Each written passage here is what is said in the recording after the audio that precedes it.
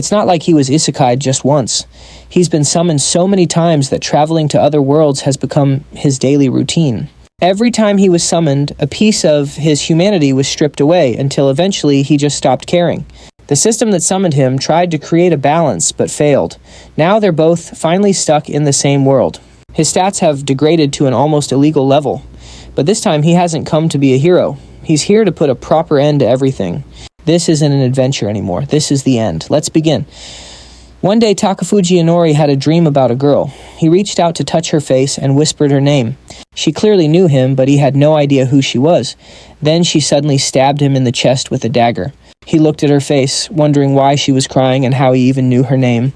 When he opened his eyes, he was back in his classroom, filled with the familiar voices of his classmates. He stared blankly for a moment, thinking, was that a dream? Then looked around. It was his usual classroom on a perfectly ordinary day. Or so it seemed at first glance. Suddenly a magic circle materialized on the floor. A brilliant light erupted from the circle, dazzling everyone. When they opened their eyes again, they were somewhere else entirely. Standing in a vast white space, the MC looked around, recalling that he'd just been in school a moment ago. His classmates were terrified. One of them stammered, "Is this a prank? Where are we?" Just then, a goddess appeared before them. She told them not to worry, explaining that their souls had embarked on a journey, or more precisely, they had entered a spiritual realm. She introduced herself as what they would call a goddess. They weren't just being sent to another world. They were being summoned as heroes to defeat the Demon King. As they stared in shock, the goddess explained that their souls would be sent to a world of swords and magic, to the kingdom of Hyen. Inori thought to himself that this was exactly like the stories he'd read. The goddess told him not to worry. No one would be able to stop them there. They would be departing for the new world soon, but first she had a gift for them. She extended her hand to each of them, bestowing upon them an ability suited for the world she was sending them to. She warned them not to become drunk on their newfound power, urging them to follow the right path and guide others. She wished them the best of luck and sent them on their way. Opening his eyes, the MC found himself in a throne room. He was surrounded by knights, nobles, the king himself, and the saintess, who performed the summoning. The saintess sighed in relief, delighted that the ritual was a success, as the nobles praised her. They praised her purity, celebrating that the heroes had finally been summoned, and the world would now be saved. The king, who had been silent on his throne, finally rose. He stood up and approached the summoned students. "I am the king of the Hyen Kingdom," he introduced himself. He welcomed them graciously and pleaded for their help in defeating the Demon King. Inori and his classmates respectfully knelt before him. One of his classmates addressed the king, "Your Majesty, we appreciate the welcome. Please allow us to raise our heads." He then added that he had a question. "Will we be able to return to our own world?" The king replied, "The saintess will answer that question for you." The saintess stepped forward and explained that there would be a chance to return, but not immediately. In exactly 1 month on the next full moon, a portal to your world can be opened. If you do not wish to fight the Demon King, she continued, you are free to spend that month here in the palace. One of the girls was thrilled at the prospect of living in a palace. The MC, however, felt this was less of a summoning and more like a package tour to another world. Another girl asked how much time would pass in their world during that month. The saintess reassured them, telling them not to worry. You will be sent back to the exact moment you were summoned, she explained. Time in your world will not have moved at all. Inori sensed that something was off. Everything seemed perfect and accommodating, a little too perfect. The saintess clarified that they didn't have to fight and that the kingdom had no right to stop them from leaving. Although, she added, we truly hope you will choose to save our country. Please save our world. She clasped her hands together and began to cry. The MC thought to himself that this was the part where they'd all naively declare themselves great heroes. It's such a cliched trick to motivate people. His classmates started whispering among themselves. He just hoped none of them were foolish enough to fall for this obvious trap. After their discussion, one of his classmates spoke up. We don't think we can make a final decision just like that. Could we please have that month to consider it? The king was silent for a moment, considering the request. Inori glanced at his classmates, thinking it was a good idea. He supported it, and thankfully, the king agreed. In 1 month, you must all decide, the king declared, whether you will become heroes or return to your own world. But for tonight, we have prepared a feast. Please enjoy yourselves. The students were overjoyed. The MC sighed with a smile, thinking how lucky he was. He was getting to taste delicious food on his very first day in another world. He wanted to try something interesting. something with a lot of different ingredients mixed together. Suddenly, a magic circle appeared beneath his feet, just like the one back in the classroom. He touched his chin in confusion, wondering if this was how they were getting to the dining hall. He then began to wonder about the capacity of this magic. Could it be used to gather all kinds of delicious food, he mused. He really wanted to taste the food of a fantasy world. One of his classmates called out in alarm, "Hey, why is the magic circle only under you?" The MC was completely baffled. Then he was taken back to the same place. The goddess welcomed him and began her usual welcome speech. But she trailed off, feeling it was a bit awkward, with only one person there. Inori pointed out that they were late because they had just seen each other a few minutes ago. She pointed at him in confusion, saying that he had already been there before. This surprised her even more, since this wasn't supposed to happen, and she asked if he'd been summoned again. He figured that must be it. She then extended her hands toward him and said that rules are rules. Since he was summoned, he had to receive a gift. The magic circle appeared beneath his feet again, as she called it a mysterious case. She wished him goodbye and good luck, and he muttered that it seemed she wasn't doing her job right. And just like that, he was transported to a laboratory in another world. He noticed that the last summoning circle was purple, but this one was pale with different markings. However, now wasn't the time to think about that. That was because he was tied to a chair and surrounded by a couple of mad scientists. The old man was thrilled that the summoning was a success, and his companion announced that their new subject was experiment number 12. The old man leaned closer to Inori, saying he might finally get a real magical eye.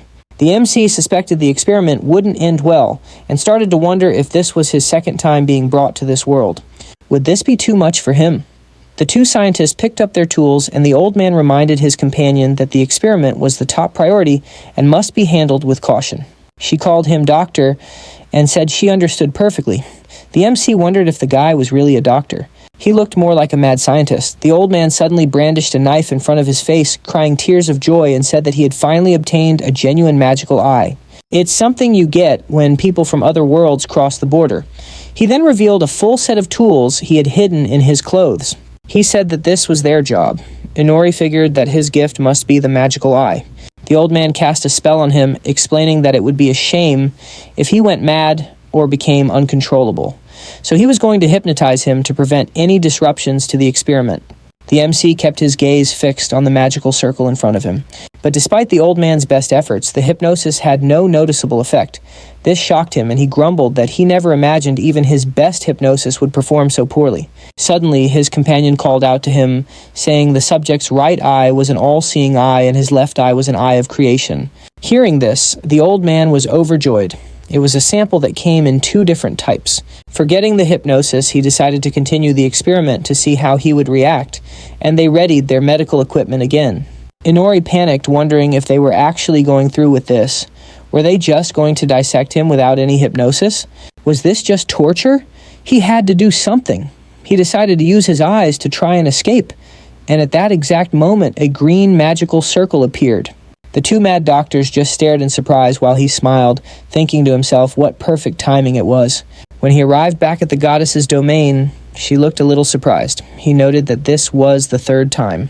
Was he just that drawn to her? He asked her what was happening, and the goddess told him this was the first time anything like this had occurred. So she couldn't say much, but she hoped that by the next time he appeared, they would have some answers. The MC thought he was getting pretty good at befriending the goddess, but why was she already talking about the next time he appeared? This time he was summoned by a rich girl and a fairy. The woman informed her mistress that she had succeeded in summoning a human-like monster. He had talent all right, but he didn't appreciate her calling him a monster. He was mistaken for a monster and was nearly forced into signing a service contract. Then suddenly the summoning circle appeared once more. He returned to the goddess and took a deep breath. Seeing her was something he felt he could never get tired of. He asked if she knew the reason for all this yet, and she said she didn't have much time, so she'd give him the short version. A powerful summoning call seeks out a person with a strong soul. A strong soul is necessary to cross the boundaries between worlds. But his soul was exceptionally strong. She looked at him with surprise and said that he wasn't just a saint, but a good person as well. She noted that was a difficult thing to be, but he replied that it didn't matter. Simply put, what mattered was his inner strength. If his soul had been instantly secured with a contract by a hero in that world, this wouldn't have kept happening.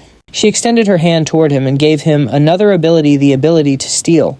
This time he was summoned by a beautiful girl, and he finally had 4 gifts. He tried to make a contract with the goddess before she could send him away, but the magic circle closed too quickly. On the 5th summon, a girl used black magic to call him. Apparently his gift was somehow connected to it. On the 6th call, he was resurrected by his faithful demons and successfully became their king. But he was quickly returned to the goddess, who noted that he had collected quite a few of her gifts. He agreed, and the goddess told him that the next time would be the last. So for his final gift, she would let him combine all his skills together. When he was summoned, he would need to check the system immediately to understand what the goddess meant. This time he found himself armed with swords in a world of magic. When he saw the king and heard the voice welcoming the heroes, he was relieved, thinking everything would be fine this time. But then he saw 3 high school strangers next to him. The sight of the students left him utterly confused. He shakily looked around, trying to make sense of the situation. He couldn't figure out how they had gotten into the palace. Meanwhile, Karasawa Tamaki recognized the other girls and immediately went over to them. With them was another girl named Ovi. Seeing all 4 of them, the king was confused, because there were supposed to be only 3 heroes. Hearing this, Inori realized there were 4 people, and 3 of them knew each other. He blurted out, wondering aloud if he was supposed to be grouped with them too. At his outburst, everyone turned to him. Someone asked, 3 heroes and 1 ordinary man. The MC confirmed that seemed to be the case. Surprised, he asked what it meant that he had been grouped with the others. Just then, the king's daughter Amanda arrived. She turned to the heroes and asked if they had come from another world. She declared that, as the first princess, she herself had summoned them, so they should be grateful to her. The MC thought to himself, great, another arrogant princess.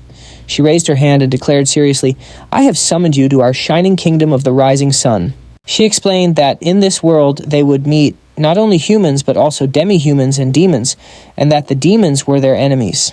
Led by the Demon King, she continued, they have created their own country and are attacking our territory. Therefore, the main force of the Mard Empire requested that heroes be summoned from all countries. But as it turns out, only girls with royal blood can be heroes. Every country is building an army and training its heroes to fight against the Demon King. She smiled and asked them how they liked her plan, certain that her idea was brilliant. Inori looked at her with suspicious eyes, thinking that they weren't focusing on quality but rather on quantity. Are they just hoping that at least 1 hero will succeed? Is that their brilliant plan? He wondered.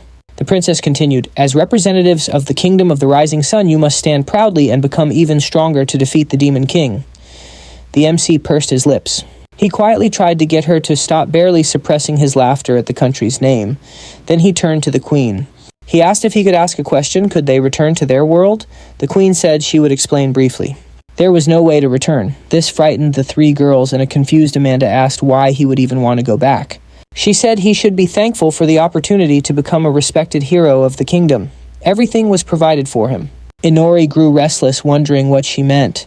There was no way back. They were supposed to just accept this and learn from the kingdom. The king then apologized for putting them to work so soon and asked them to touch a special plate. He said the plate would recognize the blessings bestowed upon them. The court magician placed the plate in front of them, and the MC stared at it. Ruto's blessing was limit break. Ovi's was barrier creation. Ashek and Tamaki's was magic affinity. Xiaohui's. When Inori touched the plate, it revealed his blessing was appraisal. Both the king and Inori himself were confused by this interesting blessing. His blessing didn't match the other 3's at all. It was as if he were a commoner, not a hero. Later, they were taken to have their physical and magical powers tested. Ruto showed supernatural results in physical abilities, while Ovi and Tamaki displayed inhuman mastery in magic. Inori's magic, however, was stuck at an ordinary level. This made him feel that his body had been much stronger before the summoning. He was completely outclassed by the girls. It was a bit disappointing, but it was to be expected. After all, they were the heroes, and there was a reason for that. Later, they decided to gather in Ruto's room to discuss their future plans. As soon as Inori walked in, he noticed her room was much bigger than his. Just then, Tamaki's voice broke his train of thought. She was asking him what he was doing there. "What are you doing here?" she demanded. "You're not a hero. You don't have a single bit of power. Why were you even summoned?" Inori just smiled. She said it right to his face. Tamaki then added that she wasn't worried about him, just curious. He immediately thought, "She's totally worried about me. She's just trying to hide it." Ruto told her not to say things like that, adding that Inori's detective abilities were surprisingly sharp. At that moment, the MC realized that not all the heroes felt the same way about him. Ruto added that she agreed. She said he might not be able to fight, but personally, she'd feel safer with him under Ovi's protection. Inori understood. He thought about the energetic Tamaki and her opposite, the calm Ovi. A pretty face certainly says a lot. All three of them were beautiful. He mused that they were the lucky ones, the main characters who had their own lives to get back to. Tamaki asked if they thought it was worth staying in this country. Rudo thought for a moment, but just as she was about to speak, the MC blurted out, "Isn't this place amazing? We were welcomed so warmly." I mean, what could he possibly complain about? He then put a finger to his lips and showed them a note. It said that someone was listening to their conversation, so it would be better if they didn't say anything unnecessary. They all immediately tensed up and fell silent.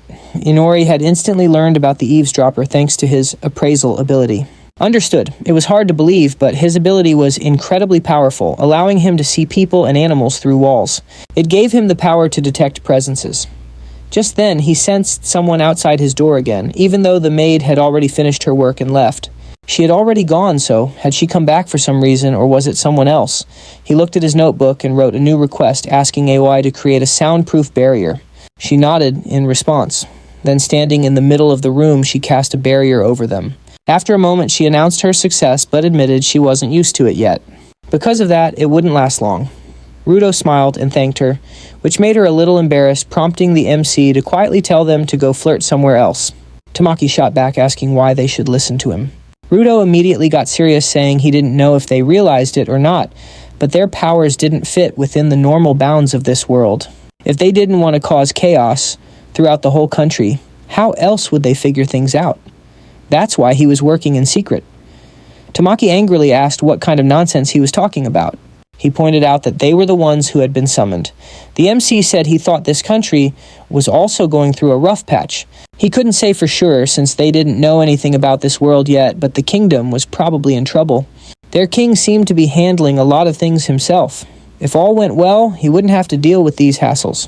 Besides, he had very few vassals and almost no guards. Tamaki agreed with him. He'd thought the same thing, but at least they got good food. Or did they? That costs money after all. He replied that the food was actually very basic, just loaded with garlic and spices, which is why it tasted that way. He made a face thinking that he had actually liked it and found the food to be special. He added that this room didn't feel like a hero's quarters at all. It seemed more like a place a common soldier would live, and his own room was even smaller than this.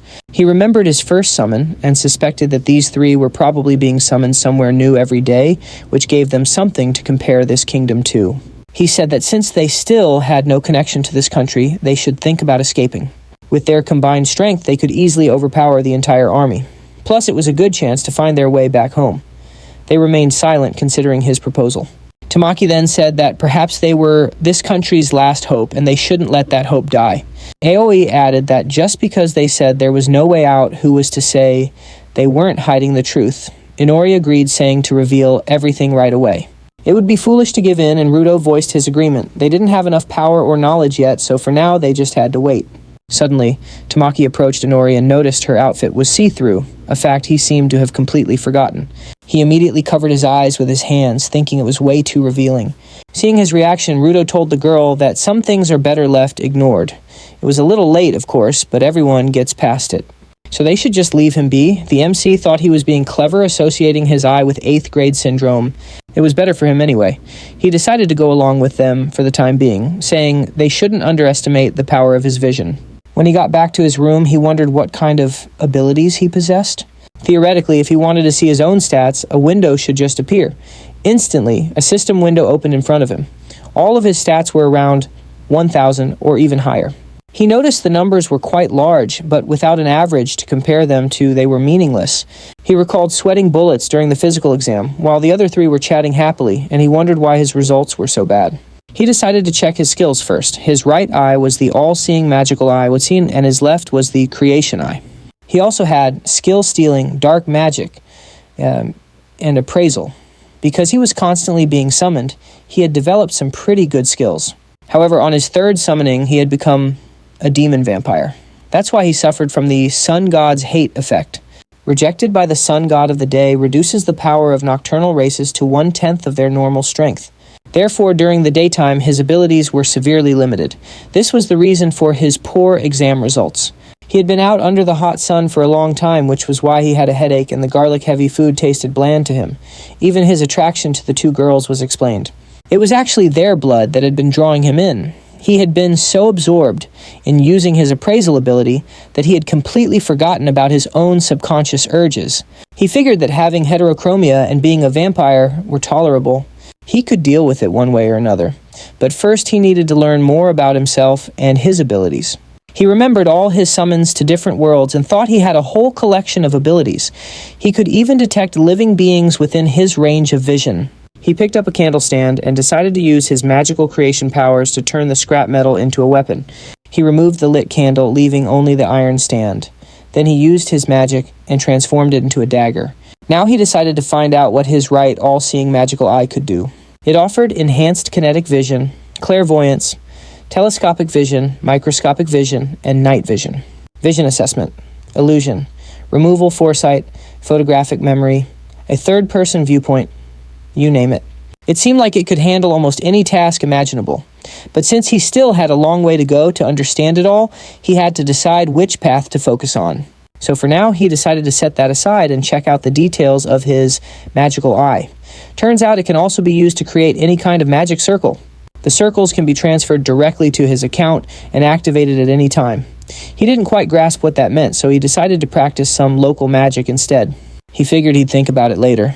Besides, he had plenty of other skills like pumping speed, increased dark magic, and weapon crafting. He was especially interested in the blood-sucking skill. If he drains nearly all of a victim's blood, they become a vampire. And if he puts his blood into a virgin girl, she'll become his loyal vampire servant. However, if her virginity is lost, she'll just turn into a regular vampire. Also, if he spills his blood on a vampire after it's died, it will be resurrected as his slave. On top of that, if he drains every last drop of blood from a being, all of its memories will be transferred to him. Taking all of this in, he let out a nervous smile and started to wonder just what kind of demon he'd become. If he completely drains a person's blood, he can steal all their powers.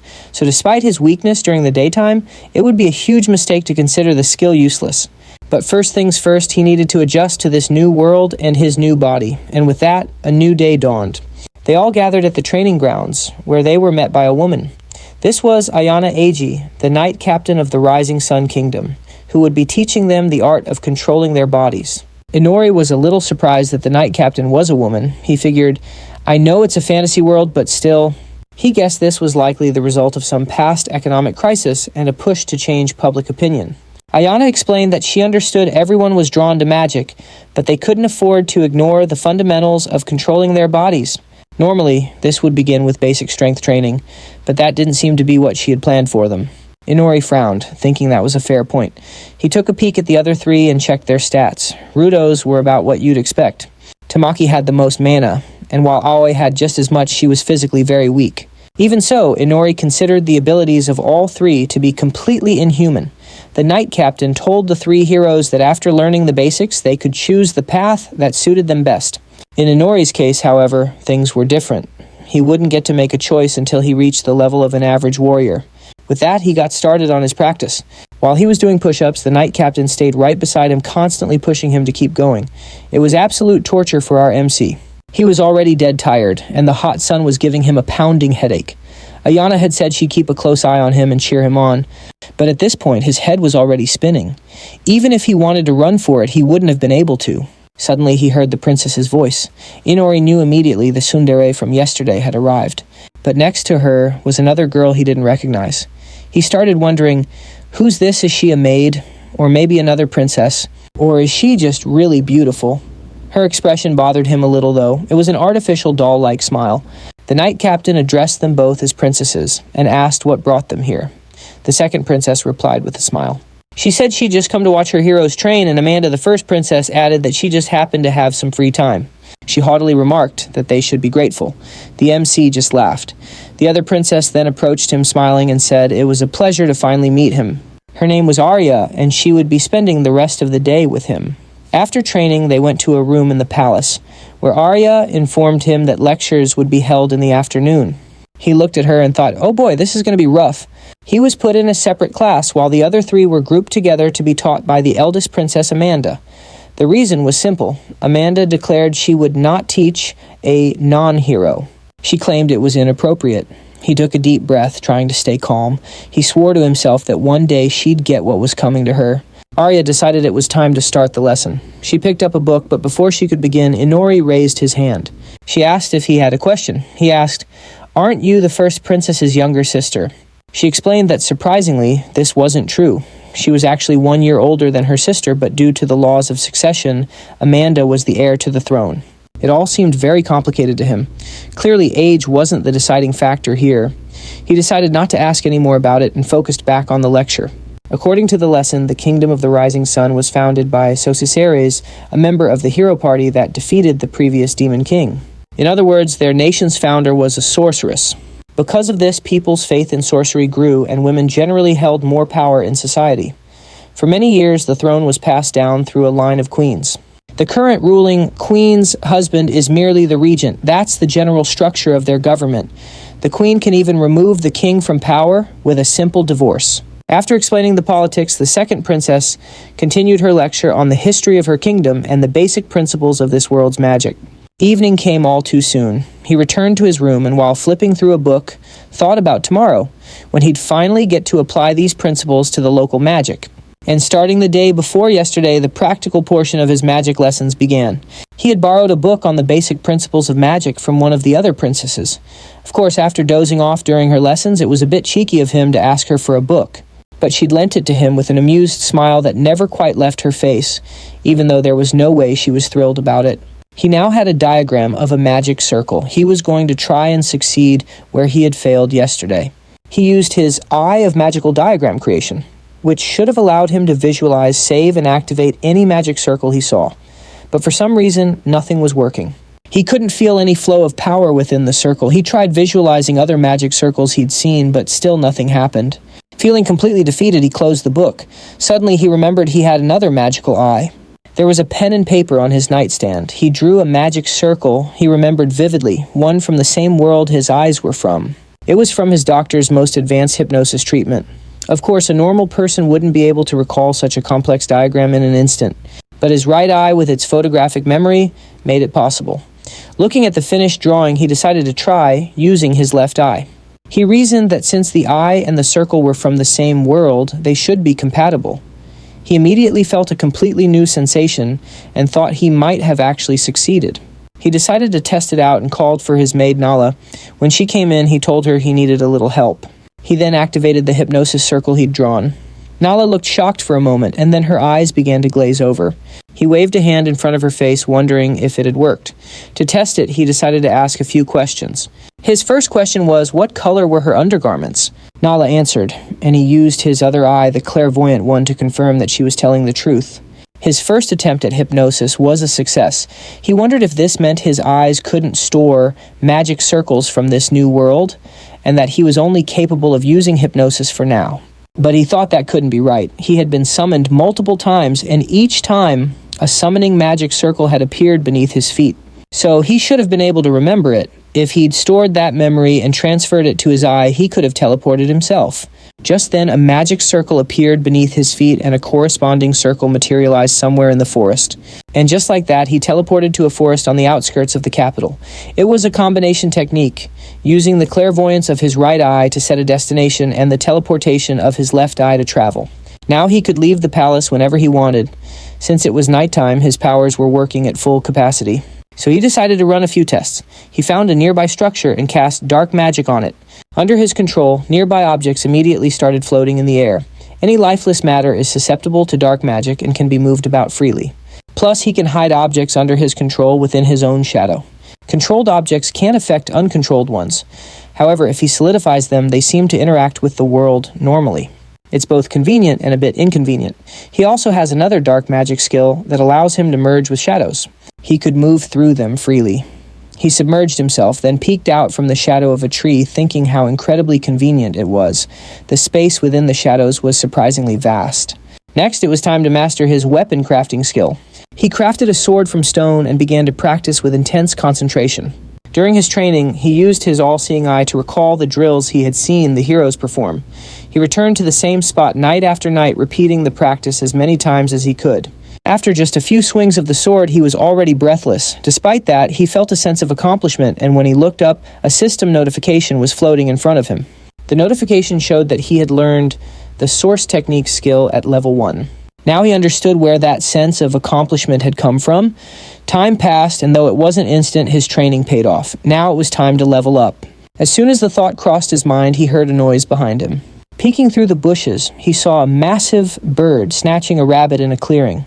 At first he thought it might be a demon, so he used his identify ability on it. The system window showed it was a bird-like demon called a ketu. He started to wonder if everything in this forest was some kind of monster. It couldn't be that powerful, though, because he already knew this bird was a common creature here. In fact, the bed in his room was stuffed with its feathers. So the people of this kingdom regularly hunt these giant birds. He began to wonder what he should do next. Maybe he should start with some weaker demons. He tried to assess the other creatures in the forest. But aside from intelligence, all their other stats were around 500 or 600. Some were even higher. Either the demons in this forest were incredibly powerful, or he was just that weak. They were much more powerful than he'd expected. Of course, he probably still stood a chance in a one-on-one fight. But if they surrounded him, it would be all over. He couldn't face them without getting stronger first. Meanwhile, the second princess was wandering the palace corridors. The captain of the knights blocked her path. He insisted she shouldn't be out so late at night without any guards. The Princess Arya simply smiled and asked if they could speak for a moment. Model. He confirmed that Inori and the other heroes were forbidden from using magical devices during their training. The 3 heroes were practicing with training weapons while Inori was focused on strength exercises.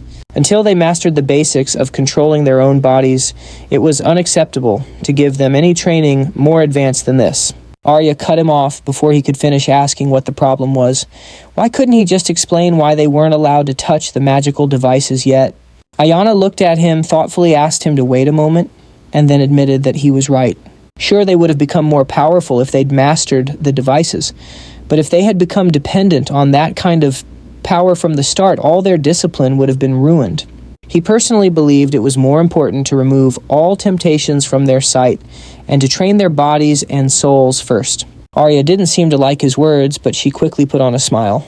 She said he was right and that there was no need to worry when the most powerful person was working with them. Ayana looked at him sadly and commented that it had been a long time since she'd seen his old smile. The princess remained silent. She then turned to him, insisting there was no change in her smile. Ayana then carefully asked what he thought about their future queen. Ayana showed him a portrait of Amanda. He looked at it and said that, of course, she was talented with her own principles and firm beliefs. The people loved her, and she was worthy of the throne. Ayana asked, "Do you genuinely think so?" The princess replied, "What are you trying to say? No one knows how far someone can fall from grace. One day the kingdom will consider your words an insult." Ayana replied that she understood. After the princess left, Ayana thought to herself that the princess shouldn't worry about it. 2 weeks have passed since I was summoned to this world, and all 3 heroes were training hard. Rado had a natural affinity for the sword.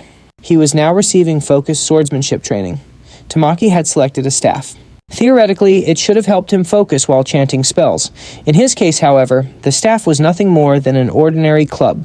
It seemed like he was all brawn and no brain. Aoi was learning archery. An archer is typically quite vulnerable. But that wasn't a problem for her thanks to her protective armor. She was an expert in ranged attacks and destructive power at close quarters. They could provide assistance, firepower, and protection at a moment's notice. They were now a well-balanced squad. 3 days ago, the MC had also started his own serious training. Instead of swordsmanship, he focused on daggers, throwing weapons, stealth attacks, and occasionally disabling traps. It was clear they wanted him to become a spy. And it made sense. The role was a perfect fit for his spying abilities. But what about his other skills? He didn't need anyone's help to develop those. Every night he would practice in the forest. Using dark magic, he controlled the daggers in the air. Waiting for the right moment, he broke the magical connection to one, sending it flying into a tree trunk. Seeing this, he felt that applying today's lessons was nearly impossible, and the thought frustrated him. This hatred he felt towards the sun god was deeply disturbing. He wondered if he'd be able to understand it after getting the adjudicate skill. After finishing his dagger practice, it was time to sharpen his other skills. Hiding in the darkness, he targeted a bird demon. He stalked it, and once it was distracted with its meal, he emerged from his hiding spot using the shadows on the ground to sneak close to the demon. The bird demon spotted him too late. He quickly put his plan into action. Using a thread of dark magic from his weapon-making ability, he ensnared the demon, causing it to tense up immediately. The bird screamed and tried to escape. He then used hypnosis, looking directly into its eyes. The demon's eyes began to glow yellow. Confident in his victory, he carefully extended his hand and waited a few seconds. The demon didn't even flinch. After that, he struck it with his dagger, finishing it off. Living beings remain unaffected by his dark magic storage. The dead, however, can be easily moved into the shadows and hidden. After tossing the bird's body into his shadow storage, he descended into it himself. Based on his observations, he concluded there was no need to worry about any other demons in the area. He sank his fangs into the bird's neck, hoping that by draining its blood, his vampire power would help him level up, or at least enhance his skills. After that, he went out hunting again. This time, he found some kind of reptile. He thought the creature didn't look very appetizing, but he had no choice. As long as it was beneficial, he would continue the hunt. As soon as dawn broke, he teleported back to his room and fell asleep. This became his nightly routine. The maid woke him up and he thought to himself that he couldn't keep her under hypnosis forever. He'd only do it if he urgently needed to go somewhere. Over the past 2 weeks, he had successfully gathered all sorts of interesting information about the kingdom from her. It was all made possible thanks to his miraculous hypnosis. The current queen had no children. In this country, the line of succession is matrilineal. A queen must give birth to a daughter who will eventually become her successor, ensuring the kingdom continues. However, for some unknown reason, many members of the royal family had died of illness, which could have had tragic consequences for the kingdom. To avoid being left without a successor, a distant relative of the Queen Isle's daughter became the king's concubine. Soon after a daughter was born, she was named Arya. Her name meant heiress, and she was a hard-working student beloved by the public. Until she was 7 years old, everyone was pleased with this success. In that same year, the king and queen finally had a daughter of their own, and they named her Amanda, which means Billwad. The queen adored her daughter, who also inherited her talent for magic. Now Arya found herself in a position where she had to compete for the throne. She no longer felt the need to study with such dedication. When Amanda turned 7, she was named the first princess, and the official successor, pushing Arya to the sidelines. The meaning of her name was all but forgotten, and people lost interest in her. The princess was left all alone. Ignored by the queen, she spent her days wandering the palace like a living doll. Now he glanced over at her during the lecture and thought that she was just like him, not expecting anything from anyone. Seeing her slumped over the desk, he thought that she needed to wake up and acknowledge her own talent. If he kept sleeping like this, he'd end up empty-handed and empty-minded. He let out a yawn, thinking it had been a long time since he'd heard a lecture that was even remotely interesting. He then mused that it was a pity he had no talent for magic. Instead, he had been taught intelligence techniques and spycraft. He didn't think he was talented in that field either. He reflected on how he couldn't use any of this world's genuine magical powers at all. In this world, even commoners could use basic magic. The fact that he couldn't use the kind of magic everyone else could see was strange. Just then, Arya spoke to him. "You're the head of the knights, and you're always incredibly busy. And yet you still make time for me. Is it because you saw something special in me?" He stretched and replied with a bored sigh, "It's because we're heroes." Arya then said seriously, "If you want to become powerful, you need to put in more effort." Her sudden intensity made him a little uncomfortable. Then she told him to follow her. She led him to a tower. They descended a flight of stairs and found themselves before a huge set of doors, which Arya opened with magic. "The class was crowded today," she said. "We can use that to our advantage." He was a hero, but people called him weak. "Do you like them saying that?" she asked, turning to face him. He looked at her in surprise as she added, "I don't think that way about you." Her past had left an indelible mark on her. She suppressed all her emotions, leading the kingdom's residents to call her the doll. But looking at her now, he wouldn't have called her that. When she finished her spell, a massive training room opened up before them. Arya walked to the center of the room and stood before him. She stated that if he didn't work on his skills, he would be expelled from the palace. "There's no obligation to support those who don't try," she said. He thought to himself that she was playing her trump card right away. "And I suppose using spycraft doesn't count as working," he retorted. Arya replied that she didn't consider his current attitude appropriate either. "But you're still not making the necessary effort. Is it really that difficult to apply yourself a little?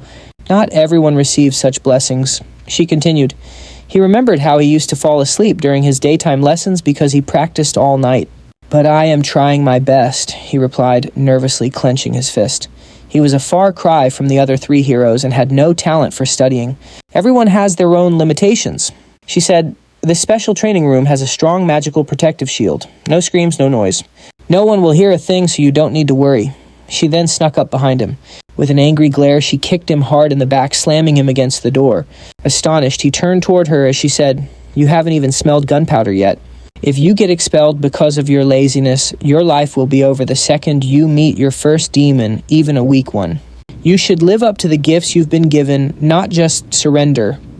He looked at her thinking that she was no doll, but a genuine noble. "You have a chance to change," she insisted. "You shouldn't give up." A faint smile crossed his face. Then he laughed out loud and said, "You're a good kid." Her face immediately turned red at his words, and she retorted that he was underestimating her. "I just didn't expect you to be that strong," he admitted. He suggested, "Let's not hurt each other's feelings." But she told him not to worry. "Besides," he added, "like you, I'm someone who values my life." She looked at him with surprise, then paused for a moment. "Perhaps I've underestimated you too," she admitted. For some reason, he looked incredibly strong. He thought to himself that his expulsion was a sure thing, but he was still thinking about what to do next. His information-gathering mission was not yet complete. That's why he had no plans on leaving just yet. When it was time for the next training session, he decided he would have to demonstrate his skills somehow. But the problem was that the field training was set to take place in real dungeons, and a plan for that hadn't been made yet. The training session ended, and he let out a deep breath. Perhaps he should ask the head of the knights to convince the queen. Just then, Ayana invited him to her place for a chat. He went to her office and made his request, but she told him it would be difficult. She asked if he understood that his abilities weren't quite up to the task yet. He accepted this, saying it just gave him more motivation for his daily training. But before he could finish, Ayana cut him off, insisting that wasn't the issue. She assured him she wasn't underestimating him at all. Instead, she asked if he would like to join the Night Riders squad. He was completely taken aback by her proposal. Ayana explained that on the battlefield, his abilities would be indispensable. They would help him fulfill his role as a knight. Whether it was dungeon exploration or the war with the Demon King, he would only get stronger each time. The problem wasn't that she didn't want to help, but that she had no influence over his circumstances. However, if he were to stop being a hero and become a soldier, he could start to decide his own fate. This would be his ticket to escaping exile. He understood that accepting her offer meant taking on a great deal of responsibility, and it wasn't something she could just manage for him. He told her he appreciated the offer but needed some time to think it over. She agreed, and told him that if he ever had nowhere else to turn, he should come to her. After their conversation, Inori went to the window, lost in thought about his impending exile. A few days passed. Inori was dozing off in a lecture when a student asked if the heroes from the neighboring country were coming for a visit. Someone wondered why they were even coming. The princess explained there would be a meeting the next day, so all classes and training were canceled. Inori was surprised by the news. The princess then added with a smile that he wouldn't be attending either. He couldn't help but wonder why. Then it hit him. Of course, he was the extra person. The guests from the neighboring country were welcomed with a grand celebration. Watching from a distant window, Inori thought about the kingdom's economic crisis. Was this really the right time for such a lavish party? Besides, who on earth would want to explain to the guests why a fourth hero had suddenly appeared alongside the prophesied 3? That would definitely lead to an investigation, and he wanted no more trouble. Taking a deep breath, he got out of bed thinking that it didn't feel good to sit on the sidelines while everyone else was having fun. Using his magical eye, he watched the festivities unfolding in the palace's main hall. He noticed the princess in a surprisingly casual yet bold outfit, and saw her favorite lecturer was also dressed up. He immediately spotted the frozen smile on the lecturer's face. His gaze then fell on the tables laden with delicious food, which only made him feel worse. Thanks to his hypnosis skill, he knew this formal greeting was a key reason for the kingdom's economic troubles.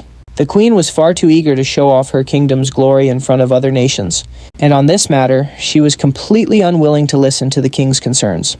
His eyes then fell on Rudo and the girls who were talking with some strangers. Could those be the guests? One of the 3 boys looked different from the others. His hair was long enough to cover his eyes, giving him a gloomy look. They all seemed to get along well, though. And that blonde kid, isn't he Japanese? To find out for sure, he used his identification skill and saw the name Masayoshi Date, which translates to justice. Seemed like a bit of a pretentious name for a kid like that, he thought. He then saw the boy shouting at Rudo and wondered what his problem was. He was too far away to hear anything, so he decided to try reading their lips. An enraged Masayoshi was demanding that Rudo bring Inori to him at once, and then he challenged him to a duel. After the welcome ceremony ended, Inori was summoned to meet the heroes. The moment Masayoshi saw him, he challenged him to a duel. Everyone was shocked, and Masayoshi's own companions looked a little embarrassed. When our MC asked for a reason, Masayoshi declared he wanted to prove his worth to the goddess. Inori asked, "Which goddess are you talking about?" Masayoshi told him not to play dumb, the goddess from that white space where they were all summoned. Inori asked what a duel had to do with any of that. Masayoshi proudly announced that he had proposed marriage to the goddess. He then got right in Inori's face. He screamed that the goddess said she would consider his proposal if he could defeat Inori in a duel.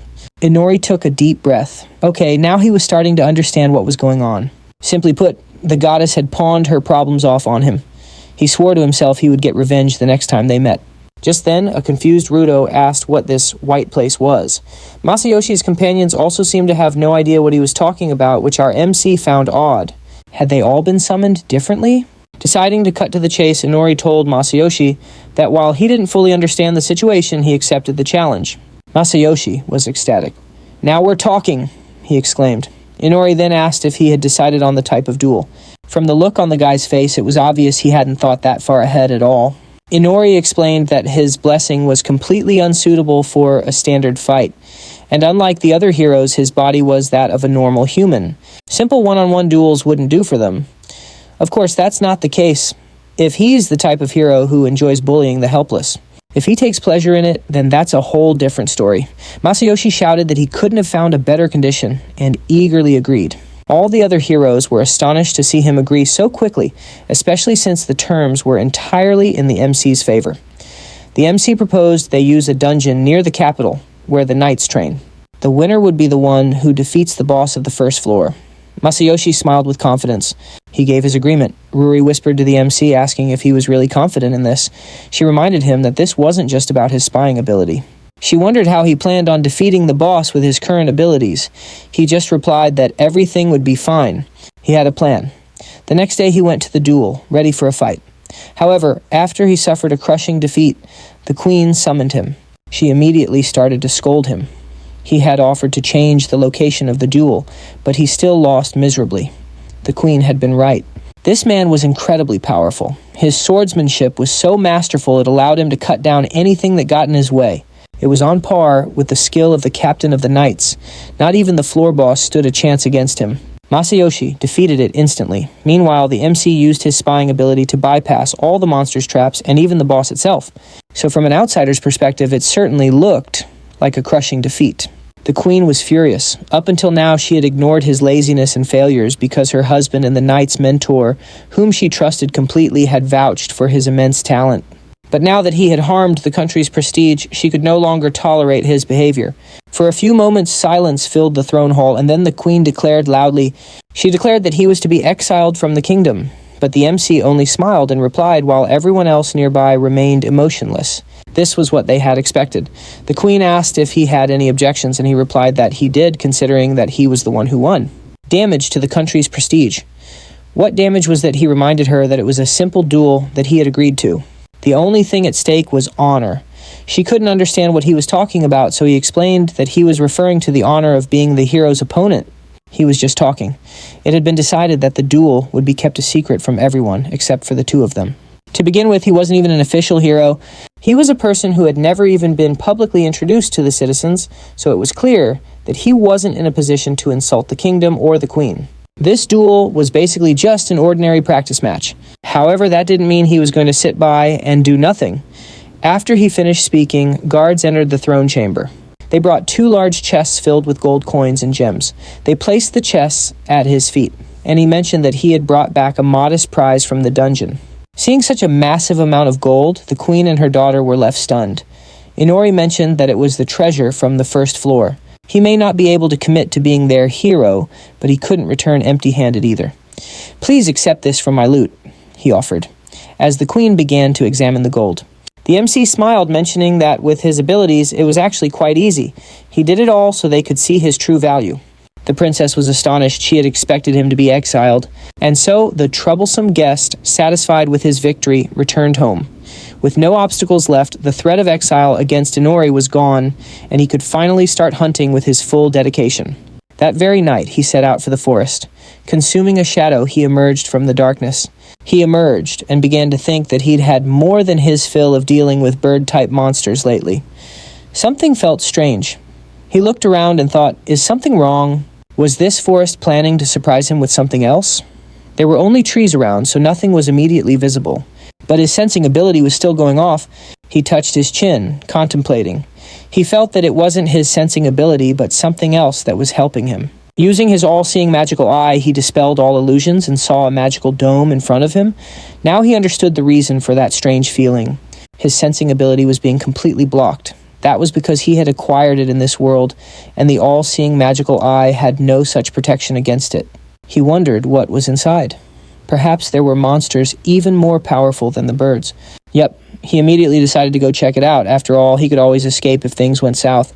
At that very moment, a nearby pack of wolves sensed his intrusion. When he stepped inside the dome, he immediately heard the rustling of leaves. Several brown wolves emerged from the bushes and lunged at him, but he instantly wrapped himself in his shadow to get away. He got excited thinking that he had never faced an entire pack before. He created dark threads from his shadow, which immediately dealt with the wolves. When the task was complete, he touched his chin and looked at the ground thoughtfully. He thought to himself that even a single wolf possessed considerable strength, and here was a full pack. Yet he still defeated all of them. Concealing the corpses with his shadows, he began to descend, thinking that if things kept going this smoothly, he wouldn't need to bother buying that bird after all. He knew he had to press on, but first he made sure to check on the bird he was carrying as a precaution. After that, he ventured further until he arrived at a lake with an island in its center, upon which stood a massive tree. He hesitated to go any closer, sensing that a boss monster was probably just ahead. Deciding to feign ignorance, he took a single step forward. Immediately, a huge wolf leaped out from the forest and attacked him. The man quickly retreated. He was astonished to see that his arm was almost gone. He had anticipated a demon attack, but not one like this. Immediately, the wolf attacked again. He tried to parry with his cloak, but the blow sent him flying into a nearby tree trunk. When he came to, he saw the enemy watching him and grew angry, wondering what was going on. His identification skill revealed that the magical wolf-like creature before him was a Fenrir. So, it's not a demon, he thought. He glanced at his arm and mused, it's just a minor injury. Now what's my next move? He considered hiding in the darkness, but he knew the wolf would just be waiting for him at the exit. At that very moment, Fenrir lunged. As it closed in on Inori, he began to panic, but quickly forced himself to think. The moment the wolf struck, he vanished from his spot. It turned out he had managed to take flight just moments before the attack, revealing his true nature as a demon of the third realm. For some reason, he was a vampire, and now he decided it was time to put all his abilities to the test. Fenrir stopped to observe him, questioning why he had come. Inori was shocked, thinking to himself, it can talk. Of course it could. It was a magical being. The creature informed him that he had strayed from the path. Inori replied that he understood one couldn't simply cross an illusion of this scale casually. That was precisely why he was so curious to discover what was inside. After all, illusions of this magnitude aren't created without a reason. Fenrir stated that the implication was clear. Inori was an intruder, just like those who had killed its kind. Therefore, it had no intention of letting him leave alive. The MC watched it carefully and asked if this place was significant to it. Fenrir replied that it would be happy to explain everything right before sending him to the afterlife to think it over. The wolf informed him that its pack had made a binding agreement with a witch to protect this land. They eliminate any demon they recognize as a threat, a category that includes curious intruders like him. If he didn't resist, his death would be painless. Otherwise, what happened to his arm would happen to his entire body. But upon glancing at the arm, the wolf immediately fell silent. It was confused. While it had been talking, Inori had unknowingly healed all of his wounds. He immediately realized it was thanks to his vampire powers, though he hadn't expected his regeneration to be quite so powerful. Fenrir gritted its teeth and said in an exasperated tone that he was clearly no ordinary person. It then lunged at him, screaming that he wouldn't be leaving this place alive. The MC hadn't anticipated such a swift attack. He leaped to the side just as the powerful wolf's jaws were about to snap shut. It was all thanks to his special right eye, which allowed him to see the attack coming. Still pushing forward like this was proving difficult. He flew higher, contemplating his next move. Even though he could fly, reaching the top of the cliff would be a challenge. For now, he'd have to remain in the air and try to descend at the edge of the forest. As he swiftly descended, he noticed Fenrir observing him from the peak of a cliff. Just then, Inori saw something shiny speeding toward him. He immediately threw his hands up to protect his face as the sharp projectiles shattered all the nearby trees. It turned out Fenrir had launched its own fur at him. The wolf had thrown clumps of fur that were as sharp as blades. The MC screamed in pain as many of the clumps were now embedded in his body. Without giving him a moment to breathe, Fenrir appeared right in front of him. Another powerful strike, Inori thought while dodging. Even hypnosis isn't working on it, he realized. It's far too aggressive. What should I do? Oh, seeing a waterfall up ahead, he realized he'd reached a dead end and panic began to set in. Meanwhile, the wolf had caught up landing on the cliff above him. It swung its tail, launching another volley of sharp fur clumps his way. The projectiles tore massive holes in his wings, earning a grin from the wolf. It then opened its jaws for the finishing blow. Just as it was about to strike, the MC summoned massive pillars of darkness from the shadows. Fenrir was stunned by the sight and was barely able to dodge the pillars in time. Inori considered himself fortunate that he had already made these preparations, although victory was still a long way off. His wounds started to heal again as the wolf bared its teeth. The MC figured he could use the magic circle to teleport, but to use the hypnotic and effect-altering abilities of his left eye, he first had to observe and modify the teleportation circle. This meant he needed to buy himself some time. He pulled out daggers stored in darkness and figured he just needed to keep stabbing it. Waving his daggers, he slowly advanced on Fenris, already thinking about his next move. The daggers bounced right off its fur. Inori panicked. When the wolf lunged, he dodged to the side, pulled out more daggers, and started running. Once again, the daggers just bounced off its body. He declared that this wouldn't be the end of him. Then the wolf swung its tail, shooting out sharp thorn-like needles.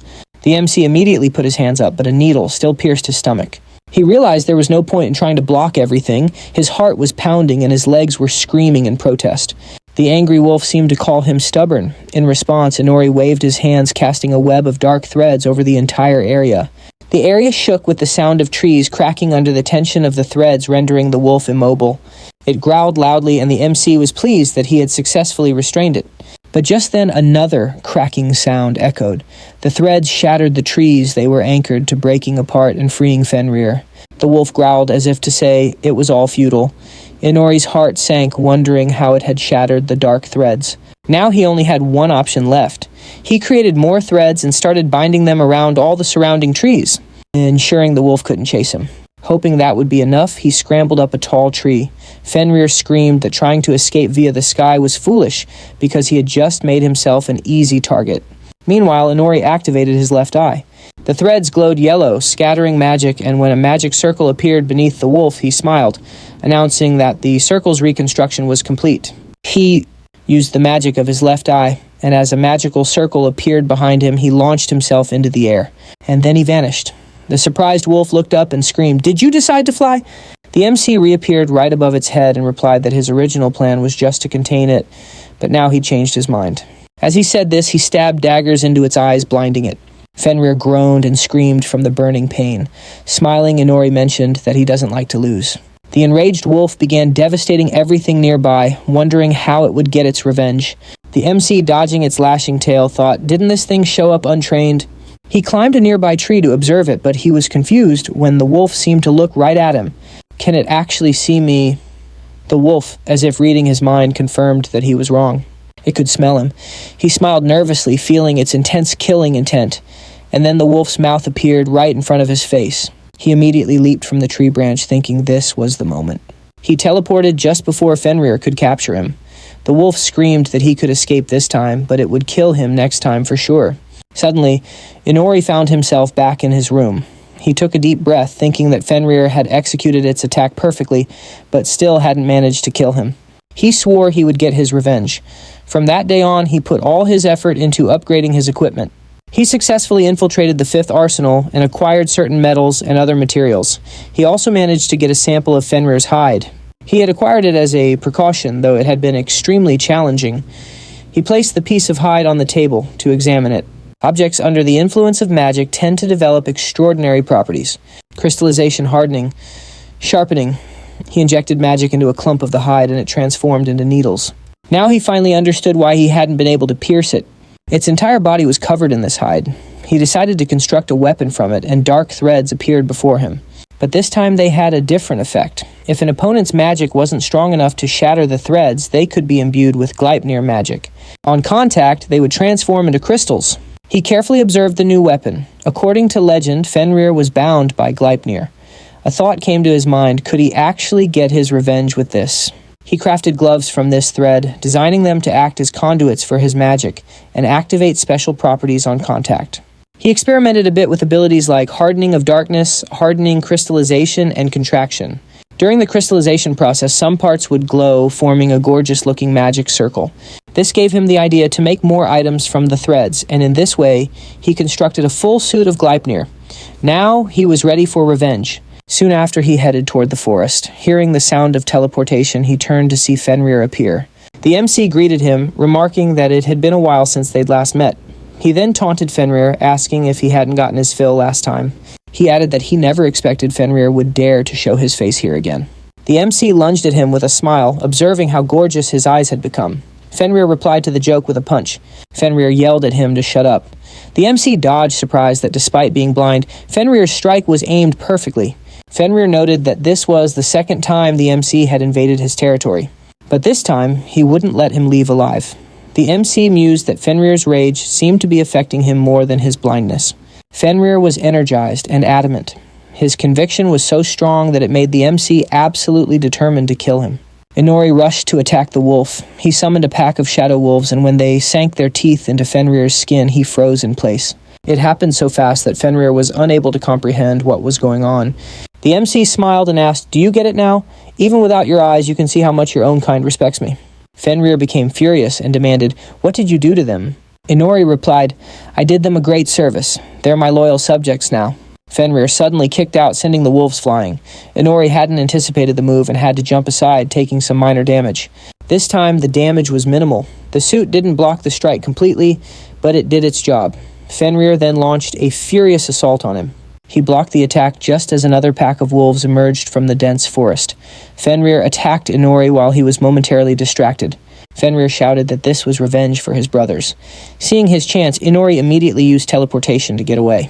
But Fenrir's attack only sliced through a log. He cried out in despair that his target had escaped once again. Sensing magical vibrations from above, Fenrir gathered all his strength and leaped high into the air. The MC called out that he hadn't run away at all. Fenrir was mistaken. Fenrir knew something was wrong. Just then, a web of threads fell upon him, slamming him back down to the ground. Inori had spread the threads around with the help of the shadow wolves. They had moved so stealthily that Fenrir hadn't sensed a thing. He couldn't even sense his own kind, and that terrified him. He demanded, "What is this?" Inori told him it was a thread made from his very own fur. The wolf was trapped. The MC waved his hand. He commanded Gleipnir to shrink, and the threads began to tighten, wrapping themselves securely around the wolf's body. In the end, he couldn't withstand the power of Gleipnir and collapsed. He growled, trying to free himself, but it was no use. He wasn't getting anywhere. The MC approached and taunted, "How does it feel being trapped by something made from your own body? Must be tough." He deliberately provoked Fenrir, making him angrier. The wolf kept struggling, getting battered by the tightening threads, all in a desperate ploy to distract the MC and teleport out at the last second. But the plan failed. Wishing him well, the MC left him entangled in his own trap and tightened the threads even more. Then the shadow wolves emerged to bid farewell to their former alpha. Fenrir lamented that he had worked so hard his whole life only for it to end like this. But his reign was over. Inori absorbed all of Fenrir's blood, increasing his level by 5, and acquiring several new skills from the fight. Among his new skills was a unique one, Mark of the King.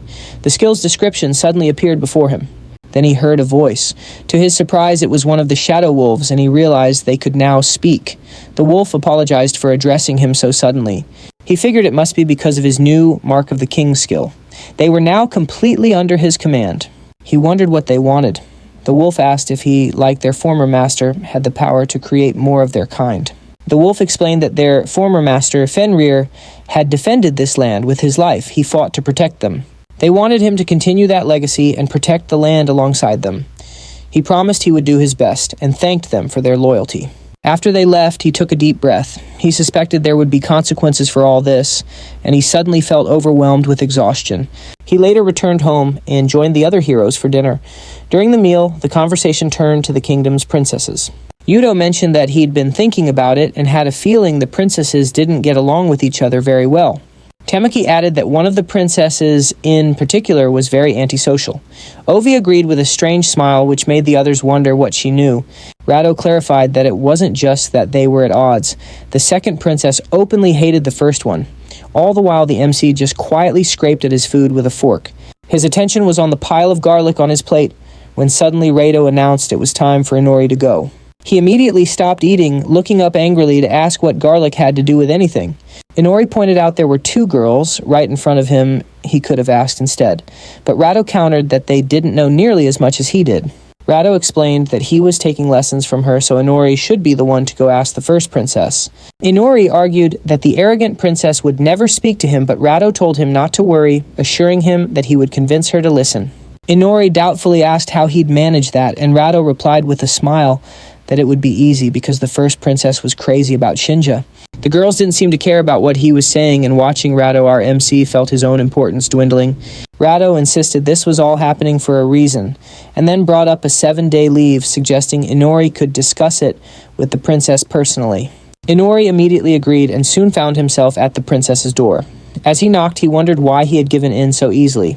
The princess called for him to enter, quickly explaining that Rado had already told her all about him. He entered the room with the thought that once this door closed, there would be no turning back.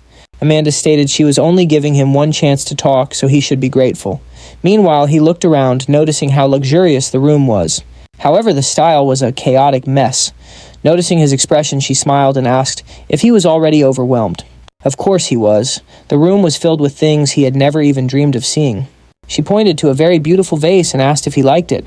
He confirmed that he did, and she proudly explained that it was a gift, just like everything else from people around the world. The royal family never needed to buy a thing. Realizing he needed to get out of there as soon as possible, he decided to get straight to the point and asked if she was worried about her current relationship with the other princess. She looked away slightly embarrassed and claimed she wasn't worried about it at all. He wondered what she wanted to talk about, then realizing in that moment that this issue wouldn't be so easy to resolve. Amanda acknowledged that Rado had told her he came to mediate, but she insisted that reconciliation was not what she wanted. He asked irritably if she really didn't want to make up with her at all. She fiddled with her hair in embarrassment and insisted it was none of his business. Inori wearily covered his face with his hand, thinking this was getting nowhere. This wasn't working. He would have to use his trump card. He mentioned that it was Rado who had made a mistake. He explained that Rado did all of this to help her, but if she didn't want the help, that was fine. Of course, Rado would be heartbroken to hear about it. All his hard work would be for nothing. This made Amanda anxious, and she quickly asked him to stop saying she wanted to explain everything. But she was very hesitant, so he had to persuade her to finally speak. To compose herself, she began fiddling with her hair and explained that things used to be different. They were once very close, and her sensible sister often played with her. Her sister used to follow her everywhere, but they began to drift apart when Amanda turned 7 years old and was given the title of First Princess. She was told that her sister was not her mother's biological daughter, and that's when everything started to change. She had to study hard every day to become a proper queen, and a time came when she realized just how sweet and kind her sister, the other princess, truly was. She dreamed of spending time with her again, just like they used to, but the elders around her wouldn't allow it, and a rift formed between them. She looked down sadly, then turned to Inori and said his job was done. Now he understood what the first princess was really like. Her pride and arrogant behavior were simply a result of her upbringing. The lack of uniformity in her room was just one example. She had no identity of her own. Everything had been imposed upon her. To avoid losing herself completely, she was simply clinging to her status as a princess for dear life. She became embarrassed and asked him to say something. After all, who was she to be telling him all this? And would he even consider her advice? She immediately took back her words, her pride getting the better of her. Inori then asked why she didn't just go talk to her sister directly. He suggested, "Just say, 'Let me call you sister.'" Blushing, Amanda replied that she could never say something like that. What would her courtiers and servants think? He asked with a smile. "Are servants more important than princesses in this country? Don't you get to decide things for yourself? What did their opinions matter? After all, she was the first princess." Inori added that her sister was stronger than she thought, so she shouldn't be concerned. Amanda seriously contemplated this. After a moment, she said hesitantly that she could handle things herself and didn't require his advice, but she was grateful that he had listened. Afterwards, he left her room and went back to his own. He told Nala everything, and she honestly admitted that while she wasn't thrilled with the idea, she would consider his advice. He thought to himself that it wasn't the most enthusiastic response. Well, it was the second princess's problem now. The next morning, the other princess came to his room to deliver a message. Although he had just woken up, he saw Nala greeting him. He asked what was up, and with a smile, she told him that this time everything would be different. Today's lesson was going to be a special one, which gave him a strange sense of unease. Eventually, they both dragged him out of the palace. Out on the street, he asked what kind of lesson awaited him. Arya explained that studying the flow of commerce and the mood of the people is just as important as physical training. She added that as a representative of the upper class, he would be accompanying her on a shopping trip. He just shot her a tired look. He had no idea what shopping had to do with his training. Their first stop was a jewelry store, and Arya was completely engrossed in choosing a piece, frowning in concentration. He wondered what this had to do with him if she was the one buying something. However, she seemed unable to choose a single piece. It was getting difficult, so she asked our hero for help. He told her that anything she picked would look good on her, but she shyly clarified that she wasn't buying it for herself. He looked at her confused until Nala whispered in his ear that Arya was choosing a birthday gift for the first princess. Nala explained that after a conversation they'd had the previous night, Arya decided she urgently needed to get a gift for her younger sister. He said he understood, but he wondered why he was the one being asked to choose the gift. Arya thoughtfully asked, "Didn't you see her yesterday?" She thought that meant he would have a good idea of what to pick. He replied that, unfortunately, even after seeing the princess, he didn't understand her tastes at all, but he did notice she seemed unaccustomed to receiving gifts. He added that she probably wouldn't like just any gift. A little annoyed, Arya asked if he meant that giving a gift was a bad idea. He replied that the person giving the gift is more important than the gift itself. Therefore, he figured that whatever she chose would be the best choice. Nala smiled, thinking to herself how cute he was being while all he could think about was getting back to the palace. Arya smiled at his words and finally chose a gift. While Arya was paying, Nala told our hero that if he hadn't spoken up, she never would have been able to persuade Arya to get a birthday gift for the first princess. Arya smiled as she looked at the box in her hands, and Nala was overjoyed. Finally, our hero saw her genuine smile. Just then, Arya walked over to them. She asked what they were talking about, which made Nala extremely nervous. She quickly changed the subject and offered to get them breakfast. 5 days later, the MC received an invitation to the first princess's birthday party. He got dressed up and headed to the banquet hall. He found a spot in a corner where he could see the entire hall and thought to himself that the party was as brilliant as ever, filled with the usual conceited fools. Thunderous applause echoed through the hall as everyone rose to congratulate the birthday girl. Princess Amanda entered the banquet hall, instantly capturing everyone's attention. Her parents watched her smiling proudly. Our hero gave a slight bow and greeted the princess. The princess was delighted to see him. He wished her a happy birthday and told her she looked even more beautiful today than she did yesterday. She smiled genuinely, enjoying the compliment. To our hero, it seemed she wasn't shy in the slightest. In the crowd, he saw Arya talking to a man he didn't recognize. He wondered who the man was because he didn't carry himself like the other nobles. His identification skill revealed that the man was the Prime Minister of the state. He figured they were probably discussing national security. He knew there was no time to interrupt them, so he began to look around the banquet hall for Arya instead. He found her hiding behind a pillar watching her sister. She was clearly afraid to approach her. It was difficult for him to watch. Was it really that hard for her to call out to her own sister, or was the distance between them just too great to cross? He decided to give her a little push. When he walked up to her, she asked what he was doing. He just told her that he was about to do something and that she shouldn't take it too seriously. After all, he still remembered how badly she'd kicked him before. Before she could react, he gave her a firm push into the middle of the hall. Her momentum carried her right toward her younger sister. She stumbled to a stop, realizing she was now standing directly in front of Amanda. She completely panicked. Everyone in the hall was stunned into silence. Meanwhile, the MC looked on as if he had nothing to do with it. Amanda looked at her older sister in surprise as Arya shyly hid the gift box behind her back. The guests began to whisper, and our hero knew it was because of this unexpected reunion. He shot a look at Arya, silently gesturing for her to do something. She was completely unprepared for this. Terrified, Arya held out the box to her sister and wished her a happy birthday.